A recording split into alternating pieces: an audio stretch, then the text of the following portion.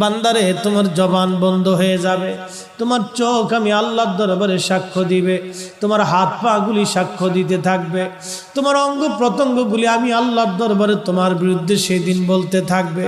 তার মানে বোঝা গেল ফরিদি সাহেবের হাতও ফরিদির আপন না, চোখও আপন না, কানও আপন না, এ হাত অঙ্গ প্রত্যঙ্গ কিছুই আমার আপন না, সবাই আমার পর। আল্লাহর বান্দা সেই দিন আল্লাহর আদালতে মামলায় হেরে যাবে। মামলায় হেরে যাওয়ার পরে আল্লাহর বান্দা বলবে, ইয়া রব, আপনি যদি অনুমতি দেন আমি আমার সন্তানদেরকে একটু ডাকতে চাই।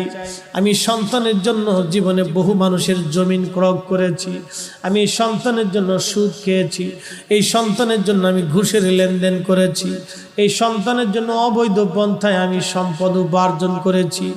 আল্লাহ, বিরাট বড় বাড়ি গাড়ি বানাই দিয়ে আসছি। আল্লাহ, আজকে আমি গুনার জিম্মায় গুনার মামলায় আসামি হয়ে জাহান্নামে যাচ্ছি। ইয়া রব, আপনি যদি চান আমি আমার সন্তানকে ডেকে জিজ্ঞাসা করতে পারি, আশা করি আমার সন্তান গুনাহের জিম্মাদারি নিয়ে নেবে। আল্লাহ বলবেন, যাও তোমার সন্তানদেরকে ডাকো।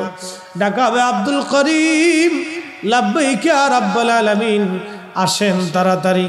আব্দুল করিম দৌড়ায় আসবে। আল্লাহ পাক তার বান্দা আব্দুল করিমের বাবা আব্দুর রহিম সাহেব বলবে, ও বাবারে, আমি একজন পিতা আজকে মামলার আসামি হয়ে জাহান্নামে চলে যাচ্ছি। আমার বাম হাতে আমলনামা এসে গেছে। সন্তান, আমি বাবা তোমার জন্য বড় বাড়ি গাড়ি বানাইছি, হালাল হারাম বাসি নাই, বিরাট বড় গুনার মামলা নিয়ে আজকে আসামি। বাবারে, তুমি সন্তান হিসেবে আমি অনেক কষ্ট করেছিলাম, তোমার সুখের জন্য সারাটা জীবন আমি আমার জীবন ব্যয় করেছি। সন্তান, আজকে আমার কিছু গুনাহ নিয়ে তুমি আমার গুনাহ হালকা করে দাও। খোদার কসম করে বলি, ওই মালিকের কসম যিনি আসমান সাজাইছে, ওই মালিকের কসম যিনি জমিন সাজাইছে, ওই মালিকের কসম যিনি বৃষ্টি দিয়ে রিজিক বাড়াইছে, ওই মালিকের কসম যিনি আমাদের হায়াত মউত সৃষ্টি করেছে, ওই মালিকের কসম যিনি জান্নাত বানাইছে, ওই মালিকের কসম যিনি কবর জগতের মালিক, ওই মালিকের কসম যিনি নূরের জগতের মালিক, সেই মালিকের কসম